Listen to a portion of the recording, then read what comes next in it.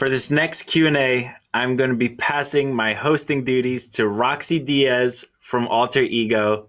Take it away, Roxy. Ronan, thank you so much. And I am super excited to be here with my Alter Ego fan, of course, Nick Lachey, and the beautiful Grimes here in the building. Guys, everybody is super excited for the premiere of Alter Ego. I personally cannot wait. I've been seeing all the promos and everything that we did. I can't believe we really created that TV magic. It's so cool. It's so much fun to watch. And with that, we have so many fan questions right now. So I'm gonna just jump right into it. For both of you guys, Grimes, you can go first. Which avatar most surprised you about the real human behind them? And that is from Emily. I mean, I think every time they presented as like super popular, like, you know, it was someone who clearly was like, maybe thought it would be cooler if they were more conventional. I think those were the ones that surprised me the most. Because those were often the ones that I like was the least vibing with. And then when they would come out and actually be like a more interesting person, I was like, I don't know. Those are some of my favorite parts. Yeah. Nick? Well, you know what I'm going to say. Wolfie? But I can't. Well, Wolfie, honestly, you know, now that I say that. Wolfie didn't surprise me. I was blown away. Exactly what I Sorry, I quit. Yeah. I was blown away by every single one. Like you'd always ask us on the show, like, is this what you expected? And I never really allowed myself to expect anything. But then when I think back on it, I'm like, wow, that's not what I saw coming. That's not what I saw coming. That's not what I saw coming. So I think that's the beauty of having an alter ego is you're able to perform and do what you love to do, sing, perform, be creative with this facade of an alter ego. And truly, honestly, it's like I was kind of surprised and blown away every single time someone was revealed. I think that was the funnest part, honestly, was you guys looking at me like, what is this? And I knew everything, and you guys didn't know anything. It was kind of fun to have that. We try and get Roxy, like, give us some insight. Like, come on, what do we got to see? And she's like, nope, just wait for it. And the reactions for the reveals were definitely priceless. Okay, Amanda said, where is your favorite place on set? Grimes, you go first. Favorite place on set? I would say the bathroom, because you guys kept getting up to go to the bathroom every freaking minute. It's hard. I have a small bladder. I would go in with my team and like, you know, like we'd all be like, I'd be like, is that really as good? And they were like, I don't know if it was as good on the TV. And like, actually this person. And like, so I'd come in and like talk with like my glam team and stuff, like in between, or when we were like off camera and like the audience would be like trolling us, especially when the audience knew we were going to make a vote that was different from their vote, and they were like heckling us, and like you're just like sitting there getting like heckled by people, and you're like, oh god, like, and then I'd be like, do I need to change my opinion? And then like the peer pressure with but it was like funny, like I don't know. Yeah, I think my favorite place on set is probably on set, like, because that's what you're there to do, all the hair, makeup, all the BS that goes into making a TV show. Like I'm excited about the actual moment where people are performing and doing what they do. And so for me, sitting at that judge's table and allowing Grimes to make me feel older than I ever felt. I did not age shame you. You didn't shame me. It happened organically and naturally. I just felt old. Okay, Nick and Grimes. Nick, you can go first. Describe alter ego in 3 words. Wow. 3 words. I got Will's 2 words. Mind-blowing performances. Got it. I would say optimist, inclusive futurism. Because I feel like futurism in science fiction is usually really dark and pessimistic, like the Blade Runner kind of energy, which I love. Blade Runner is like my favorite movie, but I feel like what we need in society right now is like science fiction that like is like, yeah, like the future can be great, technology. I feel like a lot of people feel very betrayed by like Facebook and like certain things with social media and stuff right now. And I feel like it's so important to me right now to be investing in like technological and futuristic stuff that are like humane and about like mental health and like just making things seem positive. And so I would say like an optimistic humanist futurism or something. I think Will.i.am's 3 words would be what. What? Definitely. What the what? Okay, Grimes first. Anthony asks, what drew you to doing the show? I mean, I just really, really, really want alter egos or like avatars to be a more accepted mainstream idea. Like, you know, I have a lot of like really extreme performance anxiety, but I'm also kind of addicted to being a pop star. Like, it's like this love-hate thing, but I would love if I could like, you know, but also like you get like so much hate on the internet or whatever, and it's directed at you, like your spirit, and like I would love to like estrange myself, like remove my like personal soul from the performance aspect of this, because like anyway, yeah, long story short, I just think like as soon as I brought it up, we were like, yes, like as I was saying, like I like didn't even like read the email. I was just like, yeah, I just like one of the main things I'm interested in right now is changing the face of performance. And like I feel like video games is in this like amazing place where like people aren't being bound by their physicality. Like so many of my best friends, some of the people that I care about the most, I've like gamed with them and not met them in real life. And I feel like this show is sort of like taking that aspect of the culture and making it more accessible to like maybe people who are less deep into like the computer world or whatever, you know.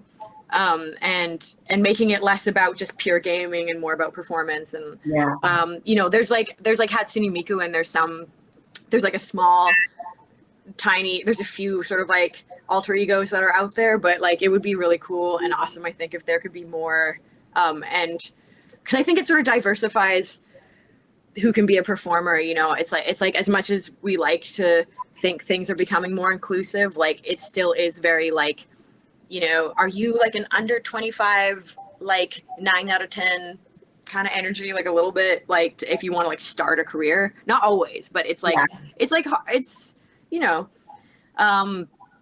just kind of limiting on who can be an artist right now. And it's like, I think already like things are getting a lot more democratic and a lot more diverse, but I feel like this is just sort of accelerating like how much diversity can exist. Nick. I forgot the question. Yeah, just ask Nick. I knew you were going to say I forgot the question. I don't know if I answered the question, but I forgot the question now. What's the question? Well, Nick, it's a different question for you. Justin wants to know what makes Alter Ego a different singing competition show, and other than the fact that there are avatars performing. Well, I think what makes it different, and I've been lucky, you know, to be a part of quite a few music performance, you know, type of shows over the years. But what makes this one different is the combination of incredible technology with incredible talent. And I don't want to take anything away from the talent behind these alter egos on the show, because these are incredible singers.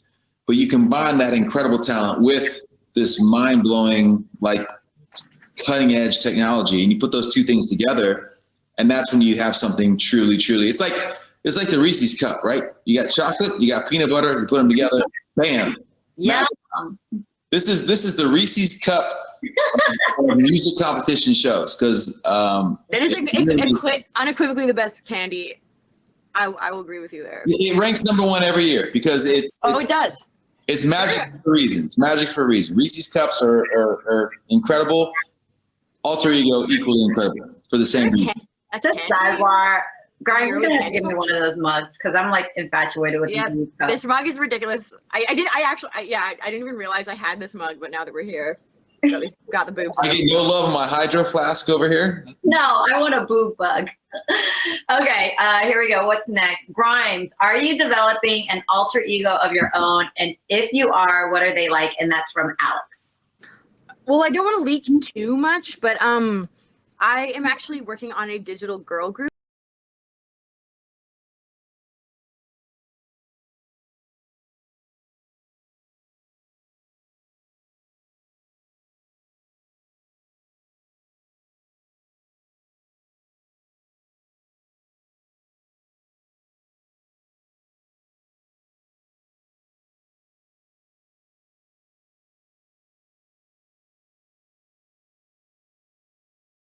I say, and so, okay, this sounds like, makes me seem like a control freak, but you know, like, just like, yeah, I'm working on a digital girl group, but also, I don't know if we're allowed to say, but they're making us alter egos too.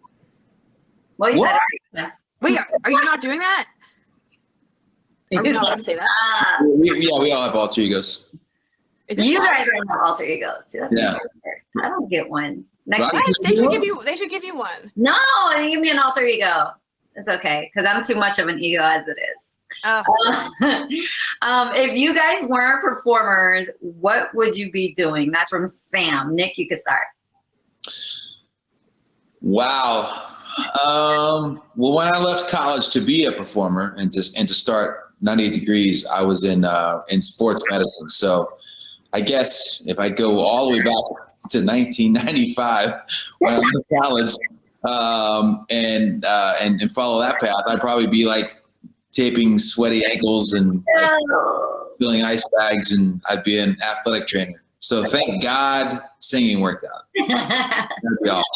Grimes, what would you be doing? Well, I think I am actually slowly starting to reorient my career towards, like, I think innovation that can happen in art in the crypto space. Like, not that I'm retiring from music, but like, you know, I've really started getting into technology a lot more this year. Like, I kind of started in technology, like my degree was in neuroscience and stuff. And so, yeah, I'm just really getting into, right now I'm trying to, okay, I can't leak it, but I'm working on a project that I think will be really innovative. And like, I'm really interested in sort of radical decentralized UBI. Like, how can people make more, how can we kind of implement UBI without having to rely on governments and things like that? And I think there's a lot of opportunity for that in crypto. So I'm kind of like, I'm trying to work on some projects in that. I just want to get more into like technology development and back into like science and stuff, because that's kind of where I started. And you know, music started feeling too much like work for me. So I'm trying to re-hobby music and like kind of have some more work things that are a bit more kind of like intellectually challenging for me. Yeah. I was going to say, I've never felt dumber in my life than being on this panel with will.i.am, Alanis, and Grimes. Okay, I felt dumb. I'm not taping sweaty ankles. I don't even know what she's talking about. You and me, but I feel like I haven't invested or done enough in my life when we're around Grimes and will.i.am. I'm like, so I'm just going to give you guys a whole bunch of my money and just invest it for me, please and thank you. Okay, Chase wants to know, do you have any advice for anyone trying to break into the music industry? Nick, you can go first. You know, I've been asked this question, a lot over the course of my career, and the answer I think is always the same. It's just be prepared to work harder than you've ever worked for anything in your life. You know, that's true for any walk of life. It's true for any career you want to pursue, but there's a lot of talented people out there, and there's a lot of people who want the same thing you want, and there's only a finite amount of maybe, slots available, if you will. So in my opinion, you got to work harder. You got to be, a harder worker than the guy next to you. But you do it because you love it, right? I mean, if you do what you love, it doesn't feel like work. So love what you do and do what you love and work harder at it than you ever worked in. I think act quickly. I'm noticing like a lot of people breaking through right now on like TikTok and stuff.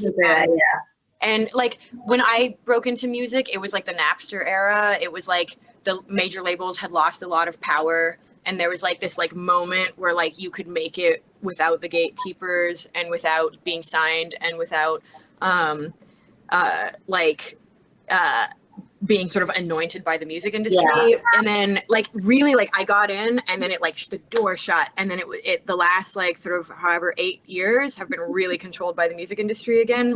And I think just due to TikTok and the nature of social media right now, I think it's another one of those windows. Like I'm seeing a lot of artists coming in, gaining a lot of power, staying unsigned, like Pink Pantheress, Corpse Husband. And like it is a very precious moment. and the powers that be don't like being out of control, and they will find a way to close the system again. Right. So like this sounds crazy, but now if you have just put it out. This is a moment that reminds me of the moment when I broke through. No one would have ever signed me if I was like, you know, like I couldn't sing. Like I was like a meme thing, you know, like the internet propelled my career, and I'm seeing my heart was broken because I feel like I haven't seen that in so long, and I feel like it's happening a lot right now. So I would just say act quickly before they find ways to close the loopholes and like take power away from artists again, because the labels and the industry does not like artists having power. They like being in control. No, I completely agree with you. I is like, you know, coming from like the traditional way of seeing how artists and musicians were broken from the radio side of things, and like you would do the press and the radio tours and the A&Rs, and like Nick, you know, like they don't have all those working hands anymore in the music industry. And then you had like Sean Kingston, who broke in through the whole YouTube era and the phase, and he took full advantage of that. And now, like you said, Grimes, we have TikTok. And honestly, if you got to dance a gimmick or like a cool hook to your song that can make like a cool like TikTok, it'll blow up. And now like SiriusXM has TikTok radio, and it's like all those that are just geared to TikTok. So I agree with you, Grimes. Like social media is totally the way to break in.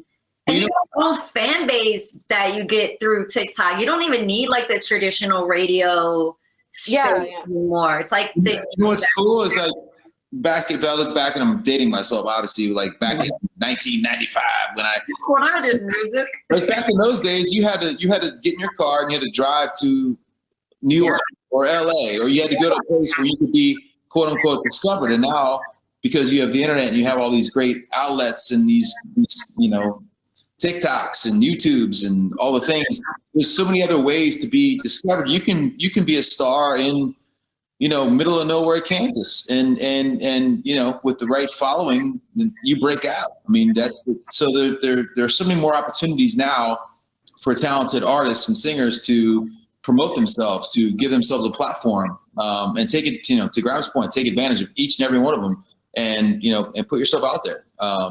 That's something we didn't have back in my day.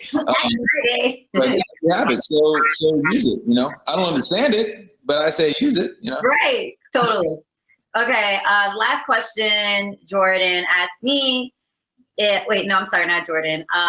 Miguel, what was your favorite part of hosting Alter Ego? Miguel, my favorite part of hosting Alter Egos was watching the confusion and the faces of our judges when stuff would happen, but I knew what was coming. So I always felt like I had the upper hand on all of them. But it was more like I was like the circus ringmaster, and I was trying to keep everybody, or it was like ground control for the airport, and I was just waving the planes in and making sure that Alanis, Grimes, Nick, and will.i.am stayed on track, and that was very hard to do. Yeah, that was a Herculean effort. Alanis here, that was a bigger word than I would go. Keeping us. And sometimes you're right. I could feel your pain, especially when will.i.am was going off on some topic that they definitely will never allow on air. I think I'm wondering if they're going to keep it on the show, and they probably won't. But there was one moment that you guys kept talking, and I just sat down and started rolling around on the floor. I'm not going to stop. I'm just wait till they finish and just lay down here. I often said on the show that Grimes has the worst poker face on the history of. Sorry. You thought exactly in that moment. And Roxy, you actually had like one of the best poker faces, because you knew all the secrets behind. You knew everything going on behind the scenes, and you never let on. And there was one secret that was one of the hardest secrets to keep on the whole show, but it was priceless to see you guys' reaction. I'll just let everybody watch for that one. But I think I know the exact moment. All right, guys, this was a lot of fun. Thank you so much for helping us out and being here today. Grimes, Nick, Lachey, everybody, be sure you tune into Alter Ego on Fox, coming on September 22nd and 23rd, right after The Masked Singer. Big 2-night premiere, which is going to be absolutely freaking fantabulous. Okay. And also, it's coming out next Wednesday. I said that. Okay, Ronan, thank you so much for letting us take over for a little bit and let me playing host. I'm going to send it right back to you. Thank you, Roxy. Thanks, And guys. It's so good to see you again. Thank you, Roxy. I am so excited to see who's behind all the alter egos next week. And don't forget, last but not least, we have Oliver Stark coming up.